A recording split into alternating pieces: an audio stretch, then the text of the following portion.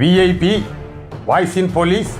இது போலீஸ் பொதுமக்கள் நல்லுறவுக்கான குரல். அனைவருக்கும் வாய்ஸ் இன் போலீஸ் உங்கள் விஐபியின் வணக்கங்கள். அப்புறம் ஒரு வரலாற்று சிறப்பு மிக்க ஒரு நிகழ்ச்சி கடந்த 6/10/2024 சென்னையில் நடந்தேறி இருக்குது. அதனுடன் சேர்த்து ஒரு சோக நிகழ்வும் நடந்திருக்கு. அது கொஞ்சம் பார்ப்போம். அதில் இந்த காவல்துறையினருடைய பந்தோபஸ்து குளறுபடியா, அதில் ஏதேனும் குறைபாடு இருக்கா அப்படின்றது குறித்து நிறைய அரசியல் தலைவர்களுடைய விமர்சனம், அப்புறம் இந்த மாஸ் மீடியா அதுகளில் அதில் டிபேட் நடந்துக்கிட்டு இருக்குது. அது குறித்து நம்மளுடைய பார்வை அது குறித்து பார்ப்போம். இது பார்த்தோம்னா கடந்த 6/10/2024 ஆனால் இந்திய விமானப்படையினுடைய 93வது ஆண்டு தொடக்க விழா அதை சென்னையில் நடத்தியிருக்காங்க. சென்னையில் நடத்தியிருக்காங்கன்னா இது லிம்கா புக் ஆஃப் ரெக்கார்டு அதில் பதிவு செய்யப்படக்கூடிய அளவிற்கு பதிவு செஞ்சுட்டாங்க. ஆனால் அந்த அளவுக்கு ஒரு சிறப்பான நிகழ்ச்சி. 15 லட்சத்திற்கும் அதிகமான பார்வையாளர்கள் கலந்துக்கிட்டு இருந்திருக்காங்க. அன்றைக்கு ஞாயிற்றுக்கிழமை வேறு நிறைய பொதுமக்கள் வந்திருக்காங்க. அந்த நிகழ்ச்சிக்கான நேரம் பகல் 11 மணியிலிருந்து 13 மணி வரைக்கும், அதாவது மதியம் 1 மணி வரைக்கும், 11 மணியிலிருந்து மதியம் 1 மணி வரைக்கும் நடந்திருக்கு. சென்னை மெரினாவில் கூட்டம். இதில் காலையில் ஏறத்தாழ 7 மணியிலிருந்தே மெரினாவில் கூட்டம் கூட ஆரம்பிச்சிருச்சு. அன்றைய தினம் அனைத்து சென்னை மாநகர பெருநகர போக்குவரத்து, மாநகர பேருந்து, எலக்ட்ரிக் ட்ரெயின், மற்ற அந்த எம்ஆர்டிஎஸ்ஸு, மெட்ரோ, இது எல்லாமே எல்லா ஸ்டேஷனுமே கூட்டம் நிரம்பி வழிந்தது. இதுபோக அவரவருடைய ஓன் வெஹிக்கிளு, காரு, 2 வீலரு, நடந்து வரக்கூடியவர்கள், இந்த மாதிரி எல்லாமே அன்றைக்கு அதிகமான கூட்டம். பார்த்துருப்பீங்க அந்த கூட்டத்தை. எதிர்பார்த்ததை காட்டிலும் அதிகமான கூட்டம் அப்படின்னு சொல்லி முதல்வரே சொல்லியிருந்தார். அந்த அளவுக்கு கூட்டம் வந்துருந்துச்சு. அதில் அவர் சென்னை நகர கமிஷனர் அது ஒரு 2-3 நாளைக்கு முன்னாடியே பேட்டி கொடுத்துருந்தாங்க. மொத்தம் ஒரு 1500 ஊர்காவல் படையினர் உட்பட மொத்தம் 8000 பேர் பாதுகாப்பு பணியில் இருக்கோம் அப்படின்றாங்க. ஒரு நல்ல பந்தோபஸ்து ஸ்கீம் போட்டிருந்தாங்க. அது பேரிகேடு பிரமாதமாக உள்ள அந்த பார்வையாளர்களுக்கானது, வெளியேறக்கூடியது, இது எல்லாம் சிறப்பாக தான் இருந்துச்சு. 11 மணியிலேருந்து அந்த 13 மணி வரைக்கும், மதியம் 1 மணி வரைக்கும் அந்த நிகழ்ச்சி 72 போர் விமானங்கள் அந்த சாகச நிகழ்ச்சியில் கலந்துக்கிட்டாங்க. பல்வேறு வகையான நிகழ்ச்சிகள் அதில் நடத்தப்பட்டது.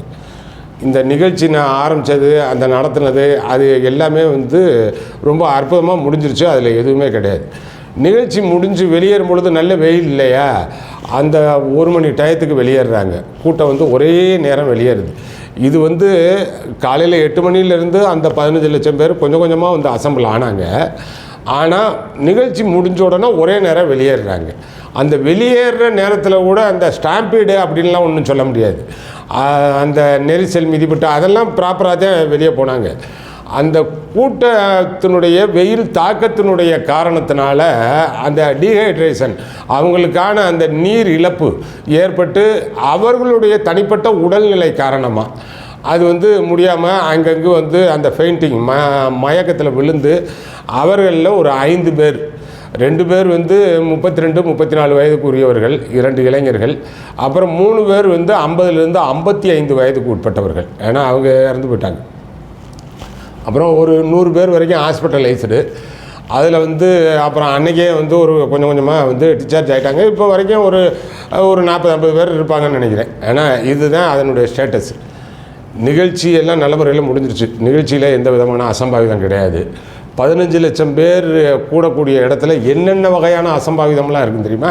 போலீஸு சொல்கிறேன், அதில் பல வகையான அசம்பாவிதங்கள் இருக்க வாய்ப்பு இருக்குது. ஒருத்தர் இந்த தள்ளுமுள் ஆயிரும், தகராறு ஆயிரும், குரூப்பு அடிச்சுக்கிடுவாங்க, செயின் ஸ்நாச்சிங்கு, தெப்ட்டு அந்த மாதிரி ஆயிரும். லேடிஸுக்கான அவுட்ரேஜிங் மோடஸ்டி இருக்கும். ஆனால் அந்த மாதிரியான பல வகையான இதெல்லாம் இருக்கும்.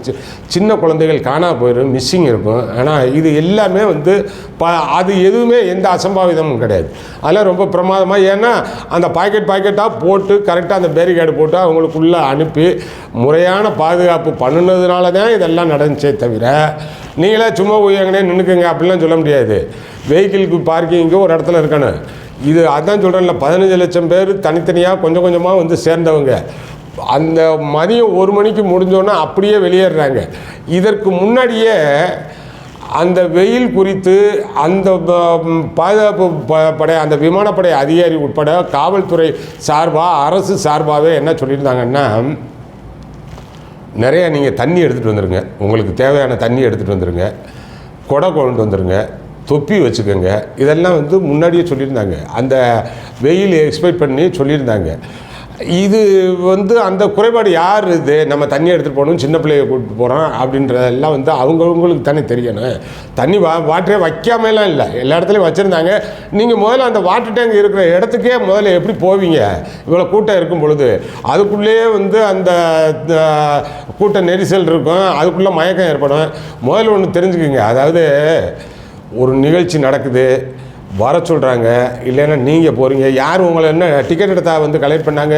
எங்கிட்ட வந்து 1000-500 டிக்கெட் வாங்கினீங்க, ஆனால் அதுக்கு தகுந்த மாதிரியான வசதி வாய்ப்பு பண்ணி கொடுக்கல அப்படின்லாம் நீங்கள் தான் வாலண்டியராக ஆஃபர் பண்ணி போகிறீங்க. நிகழ்ச்சி நடக்குது, ஞாயிற்றுக்கிழமை, நீங்கள் சின்ன பிள்ளையும் குட்டியும் கூட்டிக்கிட்டு நீங்கள் தான் போகிறீங்க. அப்போ உங்களுக்கு தேவையான பாதுகாப்பு ஏற்பாடுகளை நீங்கள் தாங்க பண்ணிக்கணும்.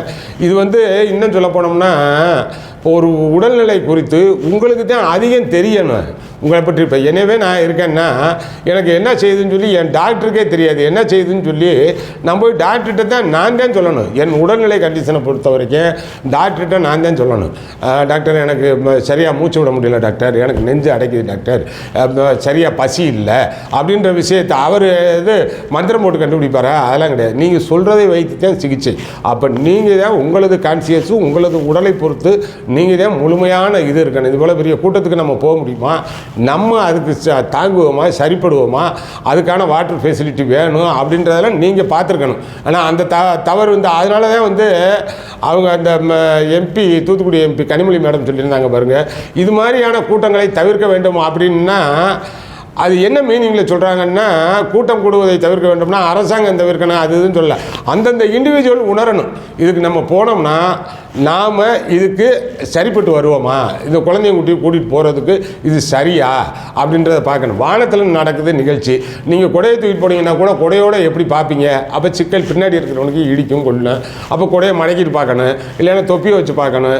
ஒரு 2 மணி நேரம் அவ்வளோ பெரிய வெயிலில் போய் பார்க்க முடியுமா? டிவியில் உட்காந்தாலே பிரமாதமாக பார்க்கலாமாங்க.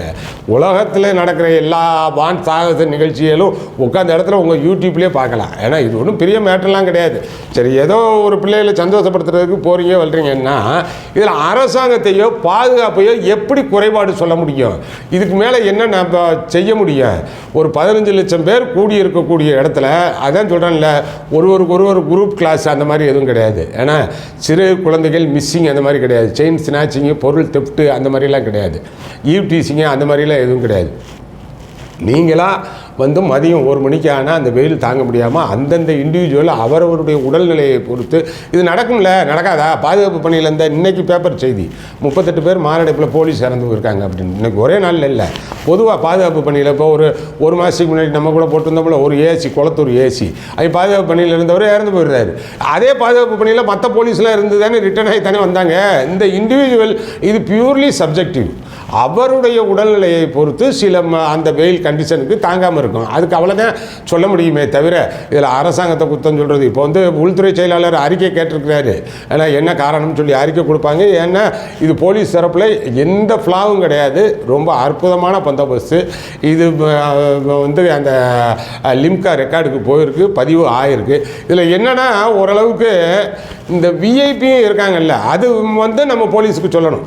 ஏன்னா ஒரே நேரம் வெளியேறும் பொழுது ஒரு அந்த நிகழ்ச்சி முடிஞ்சதற்கு பிறகு அவர்கள் ஒரு 40 நிமிடத்திலிருந்து 1 மணி நேரம் வரைக்கும் அந்த இடத்துல காக்க வைக்கப்பட்டிருக்காங்க. ஏன் காக்க வைக்கப்பட்டிருக்காங்கன்னா, விஐபியாக இங்கேருந்து அனுப்புறதுக்கான ஒரு பாதுகாப்புக்காக அவர்களை அப்படியே வந்து நிறுத்தி வச்சு விஐபி அனுப்பியிருக்காங்க. அந்த இடத்துல தான் அவர்கள் கூடுதலான ஒரு மயக்கத்துக்கும் ஒரு வெயிலினுடைய தாக்கத்துக்கும் ஆளாக இருந்திருக்கலாம். இதுதான் அதில் நடந்திருக்கும். இப்போ அந்த ஒரு நல்ல நிகழ்ச்சியில் ஒரு சந்தோஷமாக மன மகிழ்ச்சியோடு போய் கலந்துக்கிட போய் அந்த உயிரிழந்தவர்களுக்கு அவர்தம் குடும்பத்தினருக்கு, அந்த 5 பேருடைய குடும்பத்தினருக்கு நம்மளுடைய சேனல் சார்பாக ஆழ்ந்த இரங்கலையும் வருத்தத்தையும் தெரிவிச்சுக்கிறேன். அதே நேரம் இப்போ தமிழ்நாடு அரசு இதில் வந்து அந்த உயிரிழந்த குடும்பத்துக்கு வந்து தலா 5 லட்சம் கொடுத்துருக்காங்க. ஆனால் இப்போ அறிவிச்சிருக்காங்க. இதில் ஒன்றும் அரசியல் செய்ய வேண்டாம்னு சொல்லி தமிழக அரசு கேட்டிருக்கு. இதில் போலீஸ் தரப்பில் தப்பு, பாதுகாப்பில் தப்பு, அரசு தரப்பில் தப்பு அப்படின்னு ஒரு நிகழ்ச்சியை நீங்கள் சொல்லணும் அப்படின்னு சொன்னால் ஒரு நினைவூட்டலுக்காக சொல்கிறேன். 1992 அந்த அப்போதைய முதல்வர் அந்த அம்மையார் ஜெயலலிதா அம்மையார் அவர்களுடைய தோழி சசிகலா அவங்க 2 பேரும் கும்பகோணத்தில் இந்த நீராடுறதில் கலந்துக்கிட்டாங்க பாருங்கள், கும்பகோணம் குளியலுக்கு போய். அப்போ வந்து டோட்டல், ஏன்னா எல்லா பக்தர்களும் எல்லா பக்கமும் பிளாக் பண்ணிட்டாங்க, டோட்டலாக எல்லா பக்கமும் பேரிகார்டு வச்சு எல்லா பக்கமும் நிறுத்தி வச்சிட்டாங்க. நிறுத்தி வச்சுட்டு இவங்களுக்கு மட்டுமே இந்த முதல்வருக்கு அந்த தோழி தண்ணி எடுத்து ஊற்றுறதும், தோழிக்கு வந்து முதல்வர் தண்ணி எடுத்து ஊற்றுறதும் இந்த நிகழ்ச்சி மட்டும் நடக்குது. என்டையர் போலீஸு அதில் மட்டுமே கவனமாக இருக்குது. எந்தெந்த பக்கமே பேரிகார்டு சரியுது, மேலே ஏறி நின்றவங்கெல்லாம் விழுகுது. இதில் அரசு தரப்பில் அறிவித்ததே 48 பேர் மரணம். ஆனால் அதுதான் வந்து இப்போ இருக்கக்கூடிய அந்த முன்னாள் முதல்வர் எடப்பாடி பழனிசாமி அவர்கள் அரசியல் பண்ணணும்னா அதை நினச்சிக்கிட்டு தான் சொல்லணும் எப்பயுமே. அவ்வளோ பெரிய நிகழ்ச்சி நடந்துச்சு. ஏன்னா அதுதான் அதில் வந்து போலீஸ் தரப்பில் தப்பு, அரசு தரப்பில் தப்பு. ஏன்னா அவ்வளோ கூட்டம் இருக்கக்கூடியது, எத்தனையோ லட்சக்கணக்கு, இது கூட 15 லட்சம், அது எத்தனை லட்சம்னே தெரியாது, அத்தனை லட்சம் எல்லா பக்கமும் பிளாக் பண்ணி இருக்கும் பொழுது அது நடந்துச்சு பார்த்தீங்களா? அது மாதிரி என்னமோ இதில் நடந்துச்சா? அந்த மாதிரி வந்து நீங்கள் ஏதேனும் ஸ்டாம்பீடு ஆச்சா, நெருக்கடியில் காலில் மிதிப்பட்டு என்ன இது பண்ணாங்களா, ஏதாச்சும் சரிஞ்சு விழுந்துச்சா? இது நிகழ்ச்சியே முடிஞ்சிருதுங்க. திரும்ப போகிறாங்க. திரும்ப போகும் பொழுது அவர்களுக்குள்ள அப்போ வந்து உடல்நிலை காரணத்தினால இறந்து போயிடுறாங்க.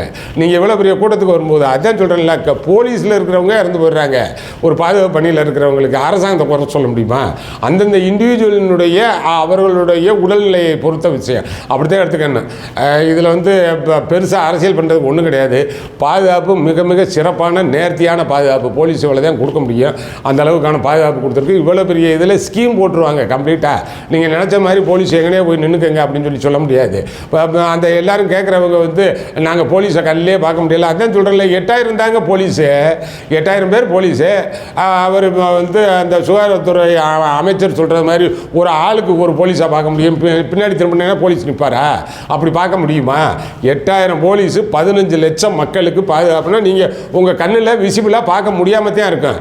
அதில் அசம்பாவிதங்கள் என்னமாச்சும் இருந்துச்சா? அசம்பாவிதம் அந்தந்த இண்டிவிஜுவல் உடல்நிலையை பொறுத்து தான் நடந்திருக்கு.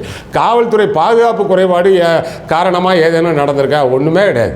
ஆனால் அங்கங்கே எல்லாம் வந்து பிளாக் பண்ணியிருந்தாங்க. கொஞ்சம் போக்குவரத்துக்கு போயிருப்பீங்க இல்லை? அப்புறம் அதுக்கடுத்து உங்களோட சேர்ந்து அந்த 5 பேர் இறப்பு, 100 பேர் மயக்கப்பட்ட ஆஸ்பத்திரியில் இருக்கக்கூடிய ஆள் தவிர மிச்சம் இருக்கக்கூடிய 15 லட்சத்தி சொச்சம் பேர் இந்த தான் நிகழ்ச்சி பார்த்தாங்க. நேற்று ஆஃபீஸுக்கு போயிட்டாங்கல்ல, அப்புறம் என்ன நல்லா தானே இருக்காங்க அந்தந்த இண்டிவிஜுவலுக்கு அவர்களுடைய உடல்நிலையை பொறுத்து.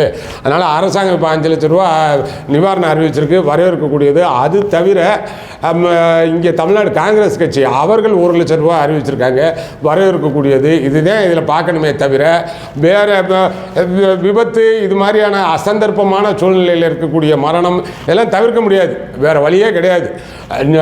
ரொம்ப கவனம் அப்படின்னா நீங்கள் உங்களை அந்தந்த இண்டிவிஜுவல் தன்னை தற்காத்து கொள்வதை காட்டிலும் வேறு அரசாங்கமோ காவல்துறையோ மருத்துவரோ வேறு எதுவுமே காத்துக்கிட முடியாது. எனக்குத்தான் தெரியணும் என்னுடைய உடல்நிலை குறித்து ஆனால் அக்கறை எனக்குத்தான் இருக்கணும். நான் இதில் போகலாம் போகக்கூடாதுன்னு சொல்லி அந்த வகையில் பார்த்துக்குங்க. இது மற்ற எல்லாருக்குமான இதுதான்.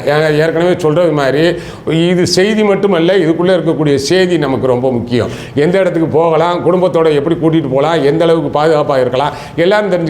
அதன் அடிப்படையில் தான் அந்த கனிமொழி எம்பி மேடம் கூட சொல்லியிருக்காங்க. ஏன்னா கூட்டம் கூடுவதை தவிர்க்க வேண்டாம் அப்படின்னா நிறைய இடத்துக்கு தேவையெல்லாம் போகக்கூடாதுங்க. அதெல்லாம் எதுக்கு அப்படின்றதான் பார்க்கணும். ஏதாவது வானத்தில் இருக்கக்கூடிய சாகசம் அப்படின்னா அதான் சொல்கிறேன் இல்லை, யூடியூப்பில் அழகாக கிடைக்கும். அது சரி பார்த்துக்கணுமா? அடுத்தடுத்த பதிவுகளில் பார்ப்போம். நீங்களே இதில் தெரிஞ்சுக்கோங்க. நம்ம சேனல் இன்னமும் சப்ஸ்கிரைப் பண்ணாமல் இருந்தால் சப்ஸ்கிரைப் பண்ணுங்கள். அடுத்தடுத்த நல்ல பதிவுகளில் பார்ப்போம். வணக்கம்.